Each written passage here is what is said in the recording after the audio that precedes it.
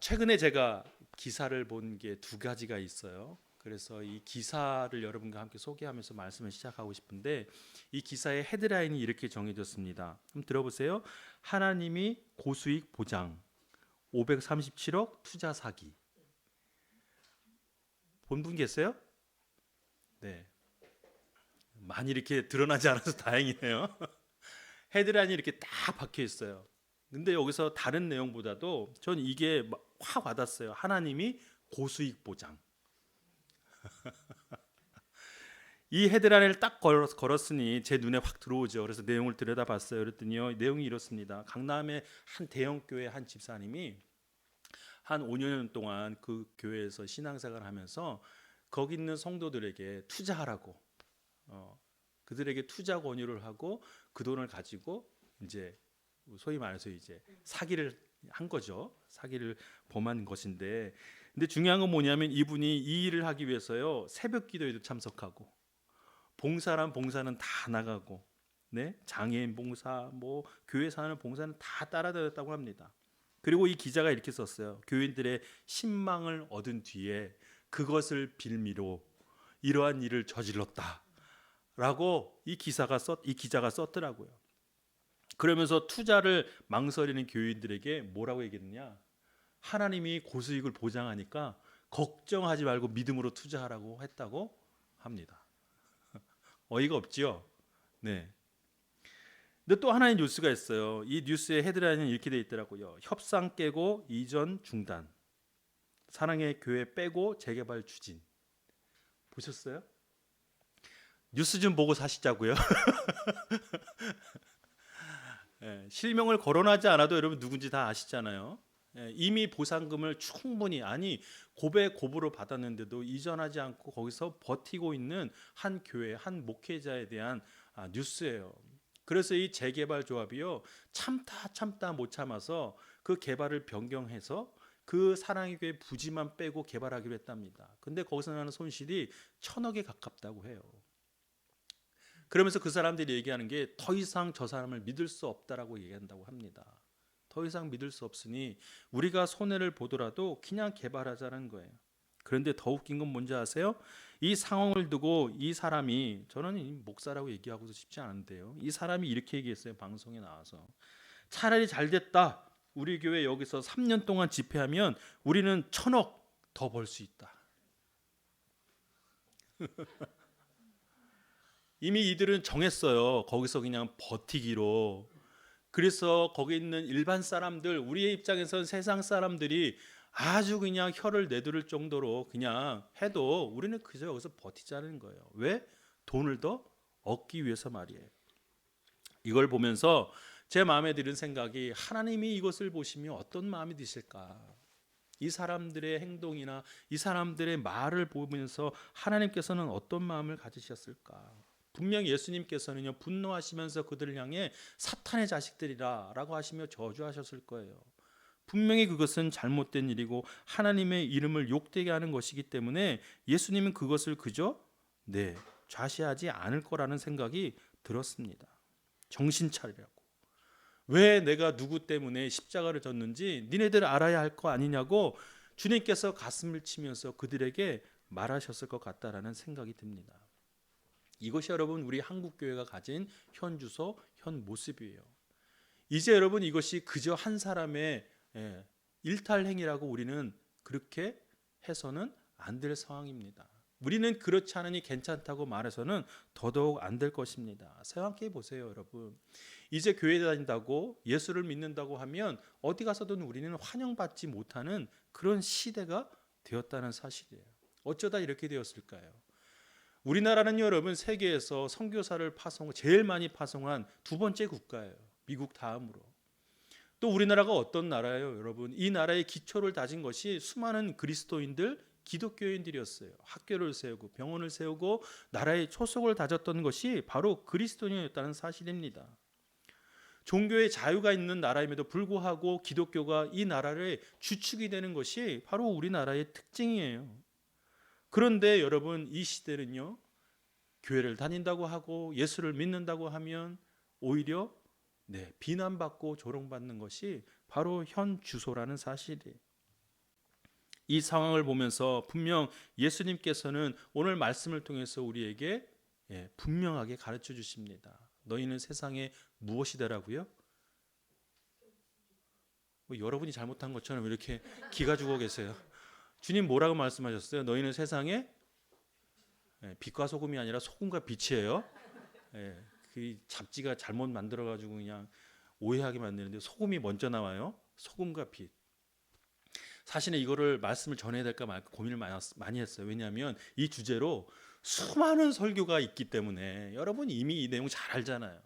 귀에 딱지가 생길 정도로 이 소금과 빛에 대한 주제의 설교를 많이 들으셨을 거예요. 그러니 제가 그분들보다 나은 게 없으니 이걸 어떻게 설교해야 될까 고민이 사실 됐어요. 그러나 오늘 분명히 이것을 여러분과 나눠야 할 이유가 있어요. 그래서 저는요 다른 경로로 이 말씀을 여러분에게 전하고자 해요. 가장 먼저 중요한 것은 여러분, 주님께서 분명히 구원받은 그리스도인이 세상 속에서 어떠한 존재? 소금과 빛의 존재로 살아야 한다라고 말씀하셨다는 것을 전제하며 이 말씀을 시작하기를 원해요. 이것은 도무지 바뀌는 문제가 아니에요. 주님께서 딱 못 박아 놓은 그리스도인의 존재, 신분에 대한 정의라는 사실이에요. 먼저 주님께서는 우리에게 뭐라고 말씀하세요? 세상의 소금이라고 말씀하십니다. 여러분 간단히 소개하면 소금의 역할 여러분 기능 잘 알고 계시죠?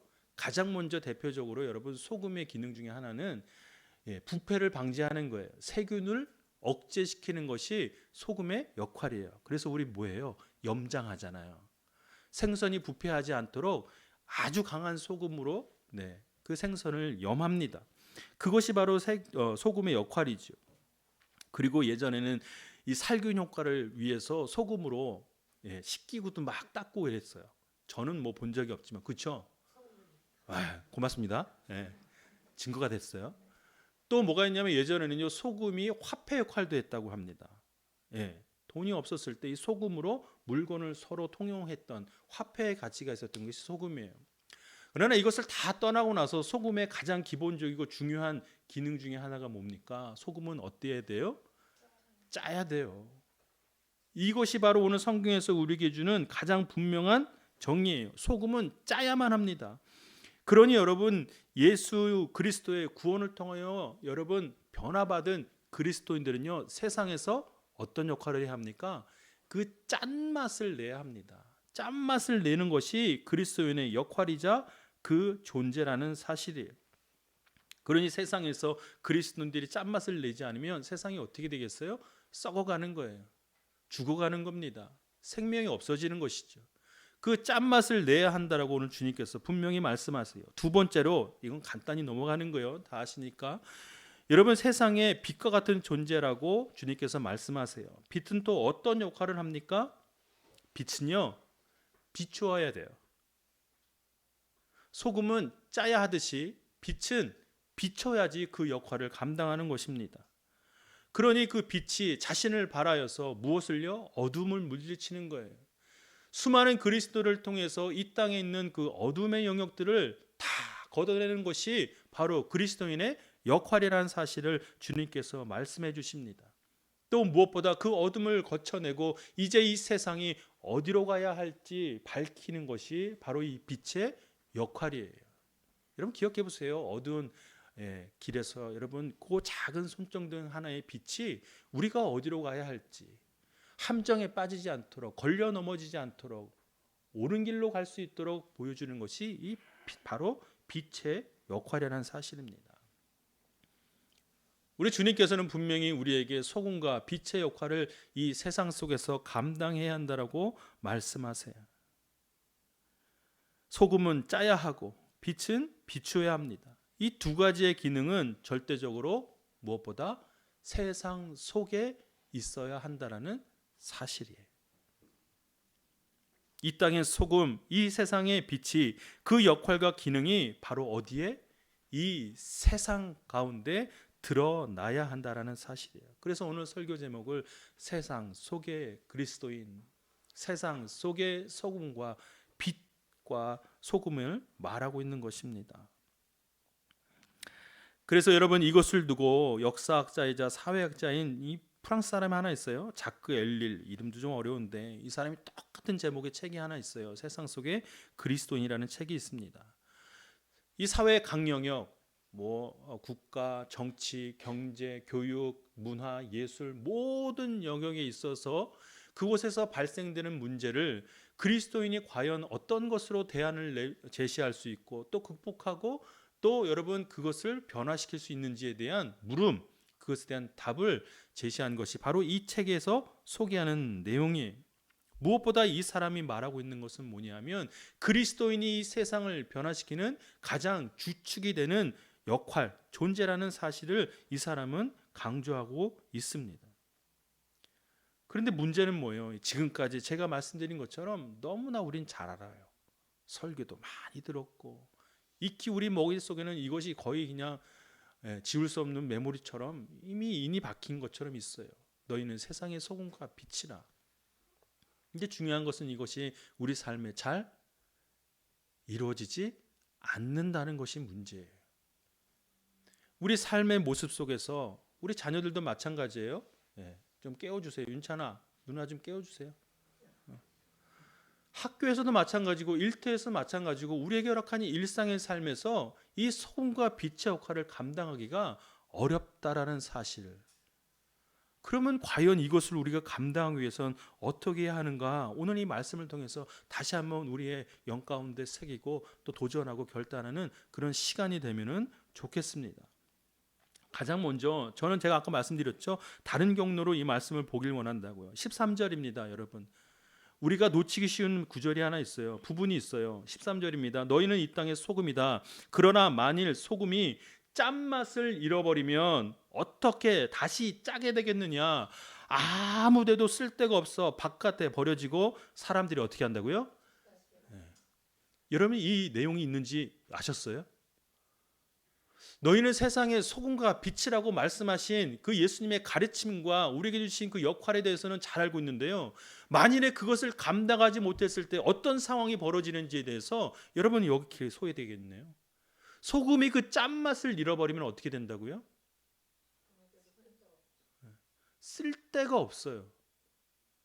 또 여러분 그 짠맛을 잃어버리면 어떻게 된다고요? 사람들에게 질밟혀 버리게 된다는 사실이에요. 여러분 생각해 보십시다. 우리가 만일에 여러분 이 세상 속에서 그 소금의 짠맛을 감당하지 못할 때 우리는 어떻게 해요? 대입시켜 보세요. 쓸데가 없어요. 그리스도인은요 어딜 가서도 환영받지 못합니다. 그리스도인은요 어떤 영역에 가서도 쓸데가 없어요. 그냥 나 교회 다니는 사람이요, 나 그냥 예수 믿는 사람이요, 그냥 말할 수 있겠지만 여러분이 속한 그 영역에서 가정이 됐든 학교가 됐든 일터가 됐든 어떤 조직이든 간에 어떤 관계이든 간에 그곳에서 여러분은 쓸데가 없는 거예요. 이 얼마나 여러분 마음을 울리는 소리예요. 쓸데가 없다니. 아무리 내가 교회에 오래 다니고 교회 봉사를 열심히 하고 직함을 달고 장로니 권사니 해도요, 여러분 그 짠맛을 내지 못하면요 어디 곳에 가든 쓸데가 없다라는 사실. 나아가서 뭐라고 말씀하세요? 세상으로부터 짓밟힘을 당하는 거예요. 오히려 나가 쓸데없으니 사람들에게 조롱받고 그 세상에서도 속하지 못하는 사람으로 전락해 버린다는 사실을. 여러분 저도 직장생활 해봐서 알잖아요. 저 사람 교회 다닌다고 얘기하면서 저는 술 안 마셔요. 회식 때도 그냥 분위기 망치고 막 이러는 사람들이 있으면요 같이 안 어울려요. 세상 사람들이 그 사람하고 어울리지 않아요. 그러면 일이 되겠어요? 안 돼요. 그냥 유별나거든요. 하는 집마다 그렇거든요. 이건 세상 사람들의 입장이에요. 제가 경험해 보니 그렇더라고요. 그렇다고 해서 회식 가서 술을 같이 마시라는 얘기 아니잖아요. 성경 말씀에서 무엇을 얘기하는지 우리는 잘 볼 필요가 있어요. 첫 번째 여러분, 그 짠맛을 잃어버리면 어떤 상황이 되는가? 먼저 우리가 세상 가운데 속해 있지만 세상에 동화되지 말라는 거예요. 세상 사람들처럼 되지 말라는 것을 말씀해 주고 계신다는 사실을 깨닫기 바랍니다. 여러분 소금이 예를 들어보세요. 소금이 가득 담긴 자루를 만일에 바다에다가 던져본다고 생각해 보세요. 그리고 시간이 지나서 그 자루를 건져냈을 때 그 자루 안에 소금이 남아있을까요? 안 남아있을까요? 권역가 남아있겠니? 안 남아있겠니? 권역이도 아는 내용이에요. 여러분 그리스도인은요 그 바다 무트로 나와 그 짠맛을 낼 때 그 역할 그 기능이 온전한 것이지 세상 가운데로 돌아가면 아무 맛도 나지 않는다는 사실이에요. 우리가 세상에서 짠맛을 내기 위해서 우리가 가장 먼저 알아야 할 것은 뭐냐면 내가 세상에 속하였으나 세상 사람과는 다른 존재라는 것을 먼저 아는 것이 중요합니다. 이것이 출발점이에요. 세상 사람들과 똑같은 생활 방식과 똑같은 모습과 똑같은 옷과 똑같은 문화를 살아간다 할지라도 내 안에 있는 내 속성, 그죠? 나의 신분이 무엇인지를 먼저 알고 붙드는 일. 이거는 제가 설교할 때마다 누누이 얘기했던 거예요. 우리 믿음의 삶의 출발점은요, 내가 누구인지를 아는 것. 내가 세상 속에 속해 있으나 나는 세상과 다르다는 것을 아는 것이 중요합니다. 이것이 바로 소금으로서 짠맛을 내는 가장 첫 번째의 출발점이에요. 그러니 세상 가치와 싸워야 되는 거예요. 그래서 소금의 짠맛을 내기 위해서는 여러분, 제가 예전에 광고 카피가 하나 기억나는 게 있는데 모두가 예스라고 말할 때 노라고 대답할 수 있는 사람, 모두가 노라고 말할 때 예스라고 답할 수 있는 사람, 이런 광고 카피가 있었더라고요. 여러분 아마 보셨을 텐데 우리 자녀들은 잘 기억이 안 나도 그리스도인이 바로 세상 속에서 이와 같은 사람이어야 한다는 거예요. 하나님 나라의 가치가 무엇인지, 그것을 드러내야 하는 내 신분과 내 존재는 무엇인지를 알고 그것을 드러내는 것, 그것이 바로 짠맛을 내는 소금과 같다라는 말씀이에요. 또 이렇게 얘기하면 이거 어떻게 하라는 거예요? 다른 사람이 다 예스라고 하면 그냥 무조건 반대하라는 거예요? 다른 사람이 이렇게 하면 무조건 나는 아니라고만 얘기하라는 거예요? 아니에요. 그 말씀이 아니에요.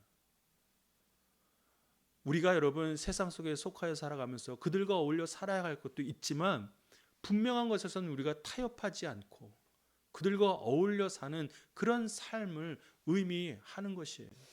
세상이 잘못된 길로 갈 때에 이것은 아니다라고 얘기할 수 있는 것, 이것이 바로 소금으로서 짠맛을 내는 것처럼 그리스도인이 세상 속에 속하여 보여질 우리의 모습이라는 사실이. 이것을 두고 골로새서 4장 6절에는 이렇게 말씀하십니다. 여러분은 언제나 소금으로 맛을 내는 것 같이 어떻게 해요? 은혜롭게 말하십시오. 그러면 여러분은 각 사람에게 어떻게 말할 것인지 알게 될 것입니다. 얼마나 찰떡 같은 말씀인지 대번에 그렇군요 라고 알 수 있을 정도예요. 소금으로 맛을 내는 것 같이 어떻게 해요? 은혜롭게 말하십시오. 무엇을 말하라는 거예요, 여러분? 퀴즈 낼게요. 어떻게 얘기하는 거예요? 듣기 좋은 소리 하라는 거예요?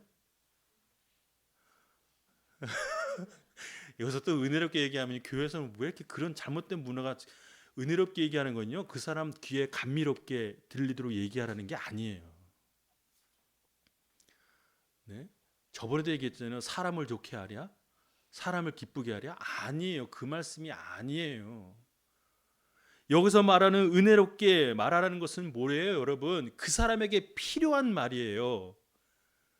은혜가 무엇인데요? 그 사람이 지금 간절히 필요한 것, 갈급한 것, 그 상황에 필요한 말들이에요. 용기가 없어 좌절한 사람이 용기를 북돋아주는 말이 필요한 것처럼 여러분, 하나님을 몰라 죽어가는 영혼들, 썩어져가는 영혼들에게 필요한 말은 뭐예요? 하나님의 놀라운 복음에 대한 가치, 그 소식이라는 사실이에요. 듣기 좋은 소리, 칭찬하는 소리, 그 말이 여러분 소금이 짠맛 내는 소리가 아니라는 사실. 우리가 사람들과 대화해 보면 알잖아요. 처음 만났을 때는 어색하니까 접대용 멘트도 하고, 그죠? 그 사람 좋은 말들도 하고. 그러나 조금만 더 관계가 깊어지고 그 사람과 속마음 얘기까지 할 정도가 되면 그 사람이 듣고 싶은 말이 있다라는 것을 발견하게 돼요. 왜? 그 사람의 상처, 그 사람의 아픔, 그 사람의 필요를 보이기 때문에 그 사람에게 내가 무엇을 얘기해야 할지 이제 알게 된다는 사실이에요. 그러니 소금이 짠맛을 내는 것처럼 어떻게 해요? 그 사람에게 은혜로운 말을 할 수 있는 거예요. 세상이 이거라고 얘기할 때 아니요, 세상에 필요한 것은 이겁니다 라고 말할 수 있는 용기, 그러한 역할, 그러한 기능, 그것이 바로 주님께서 우리에게 가르쳐 주신 소금에 대한 모습이에요. 그러니 그것을 감당하지 못하면 세상에서 필요 없는 존재, 오히려 암적인 존재. 네? 그 집사가 가서 하나님이 고수익을 보장한다고 하니 투자하십시오. 그거는 정말로 있을 수 없는 말들이잖아요. 두 번째는 뭐냐면 여러분, 소금이 짠맛을 내야 하는 것처럼 빛은 어떻게 해야 될까요? 비춰야 돼요. 오늘 16절입니다. 여러분 한번 읽어주세요. 시작.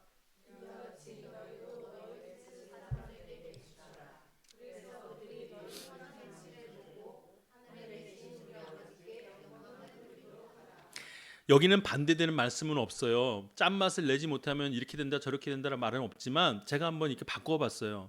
빛이 그 빛을 비추지 못하면 어떤 상황이 벌어지는가? 하늘에 계신 우리 아버지께 영광을 돌리지 못하게 되는 거예요. 더 쉽게 얘기하면 세상이 하나님을 인정하지 않습니다. 그 빛으로서 비추지 못하면 세상이 하나님을 향하여 욕을 합니다. 하나님의 이름이 욕되게 되는 일, 그것을 바로 우리가 행할 수 있다는 사실이에요. 반대로 생각해 보면 바로 이렇게 나오죠. 우리의 악행이, 세상을 향한 우리의 범죄가 하나님의 이름을 욕되게 한다는 사실을 기억해 봐야 합니다. 특별히 우리가 그런 지금 시대에 살아가고 있잖아요. 근데 비단 지금 시대뿐만 아니라 역사를 보면, 기독교 역사를 보면요, 우리보다 더 심한 사람들이 많았어요. 중세 유럽 교회들은 어땠는데요? 그 탐욕 때문에 하나님의 이름이라는 그 미명 아래 수많은 여러분 그 땅에 가서 그 사람들의 목숨을 빼앗고 그 땅을 취하고 했던 그 식민의 역사를 우리는 알 수 있어요. 기독교 죄악사라는 책에 보면요, 어떤 장면까지 등장하는 줄 아세요? 그 사람들이 그 땅에 있는 원주민들을 여러분 몰살시키기 위해서요, 아이를 끓는 물에 가마솥에 그냥 빠뜨리는 일들을 자행했습니다. 그리고 지금도 가보면요, 남미에 가보면요, 정말 순혈통의 사람들이 없어요. 70% 이상이 다 혼혈이에요. 아, 그랬구나. TV 보시면 아, 정말이네, 알 수 있어요. 보면요, 피부색도 다 달라요. 오묘하게 사람들이 다 다르단 말이에요. 이것을 누가 자행했는가? 유럽 교회들이 했어요. 그들의 민족성, 그들의 순혈통을 그저 혼잡시키게 하기 위해서 사람들을 무조건 그냥 이것이 그들의 모습이었어요. 얼마나 기독교가 이런 악행을 자행했는지 말입니다. 자, 이것을 보면서 세상 사람들은 무엇이라 했을까? 하나님을 찬양할 수 있을까? 하나님을 인정할 수 있을까? 하나님을 받아들일 수 있을까? 아니요. 오히려 하나님을 욕하고 하나님을 부정하게 되지 않을까? 여러분, 그렇게 생각을 해보게 됩니다. 사람들을 위하여 희생할 때, 기꺼이 자기 생명을 아낌없이 내어놓을 때 하나님의 이름이 증거된다는 사실을 우리 잘 알고 있지 않습니까? 그러니 여러분, 이 말씀 우리가 기억할 때 이제 우리가 어떻게 해야 돼요? 우리 삶으로서 세상을 비추어야 해요. 여러분, 그 예화 잘 아시잖아요. 어떤 나그네가 지나갈 때 바람과 해가, 태양이 서로 내기를 했어요. 누가 가장 빨리 저 나그네 웃옷을 벗기느냐. 그래서 이 바람이요, 자기가 갖고 있는 힘의 최대치를 내서 막 바람을 몰아쳤어요. 근데 이 나그네가 어떻게 해요? 오히려 그 옷이 벗겨지지 않도록 옷깃을 여미는 거예요. 근데 햇빛은 어떻게 합니까? 이전보다 더 강렬한 빛을 내면서 따뜻한 그 빛을 낼 때 그 빛에 여러분, 이 나그네가 오히려 옷을 벗는다는 그 예화 있잖아요. 빛을 비춘다는 것은요, 우리에게 허락하신 삶의 작은 영역에서 조금씩 그 역할을 감당할 때 여러분, 사람들의 마음을 열게 하는 거예요. 사람들의 마음을 움직이게 하는 거예요. 왜요? 그 속에 누가? 하나님이 들어갈 수 있도록. 그 열린 마음, 그 따뜻해진 마음 가운데로 하나님의 이름이 증거될 수 있도록, 하나님을 그들이 온전히 받아들일 수 있도록 하는 것이 바로 그리스도인의 빛된 역할이라는 사실이에요. 그렇지 않으면 세상은 우리를 욕할 뿐만 아니라 하나님을 부정하고 부인하며 하나님을 욕하게 된다는 사실을 기억하세요. 그러니 이제는 어디 가서 당당하게 그리스도인이라고 말하는 것 자체가 때로는 부담스러울 때가 있어요. 안 하는 이만 못한다는 표현이 있잖아요. 오히려 내가 조금 잘못하면 하나님 욕되게 할 것 같아서 주저할 때가 있어요. 그러나 여러분, 걱정하거나 염려하지 마세요. 하나님이 우리에게 무엇인가를 맡기셨을 때는요, 그만큼의 하나님의 도우심이 있다라는 사실을 꼭 기억하세요. 우리가 가장 큰 도우심은 이 역할을 감당할 수 있도록 우리를 건져주시고 구원해 주셨다는 사실입니다. 그거보다 더 큰 하나님의 지원 사격은 없어요. 빌립보서 2장 15절 말씀 보십시다. 이는 여러분이 흠없고 순전한 사람들이되 뒤틀리고 타락한 세대 가운데서 책망받을 것이 없는 하나님의 자녀들로서 세상에서 어떻게 해요? 하늘의 별들처럼 빛나게 하려는 것입니다. 세상 사람들이 여러분을 보면서 하나님을 인정하는 그런 모습, 그런 삶을 기대해 보십시오. 뒤틀리고 타락한 이 세대 가운데 여러분이 그런 역할을 온전히 감당할 때 하나님은 이 땅에 여러분을 더 빛나는 존재로서 사용하시고 인도하실 줄로 믿습니다. 이보다 더 큰 복음 전도의 사역이 어디 있어요? 말 한마디라도, 작은 행실 하나로도 하나님의 이름이 증거될 수 있다는 사실을 꼭 기억하세요. 이건 우리 교회의 모토이자 우리 교회의 철학이고 비전이에요. 여러분의 모습을 통해서 누군가는 하나님을 만날 수 있다는 사실을 기억할 때 우리는 소금과 빛이 아니라 그 어떠한 역할도 우리 삶 가운데 감당할 수 있게 된다는 사실입니다. 그저 하나님, 나는 그 사람과 다르잖아요. 나는 그 사람처럼은 안 하잖아요. 이러한 것으로 여러분 위로하며 살지 마시기 바랍니다. 나는 그 사람처럼 돈 얘기 안 하잖아요. 아니요. 분명히 하나님께서는 우리에게 주님을 통해 말씀하실 때 그런 역할로 세상 속에 있어야 한다라고 말씀하고 계세요. 그래서 그리스도인들은요, 흩어지는 존재입니다. 교회에서 아무리 해봐도 소용없어요. 여러분의 현장은 어디예요? 여러분의 삶이라는 사실이에요. 그러니 그 현장 가운데, 그 세상 가운데, 그 한복판에서 여러분에게 맡겨주신 역할들을 온전히 감당하시기를 주님의 이름으로 축복합니다. 네. 무엇보다 하나님께서 여러분과 함께 하신다는 사실을 믿을 때 우리가 그 현장에서 때로는 실패하고 좌절할지라도 다시 우리를 건져주셔서 그 자리로 회복시켜 주실 거예요. 그러니 여러분, 가정에서 한 번 내가 실족하고 한 번 삐끗하고 한 번 실수에 따라서 너무 힘들어하지 마세요. 네. 무엇보다 중요한 건 우리가 그런 존재라는 것을 깨닫고 다시 시작하는 것. 요즘 유행이더라고요. 꺾이지 않는 마음. 네. 우리는 여러분 말씀 가운데 꺾이지 않는 마음으로 다시 서야 할 줄로 믿습니다. 세상 속에 너무 거창하다고요? 여러분 가정 속에, 여러분 일터 속에, 여러분의 관계 속에 그리스도인으로 사는 우리 모두가 되기를 바랍니다. 아멘.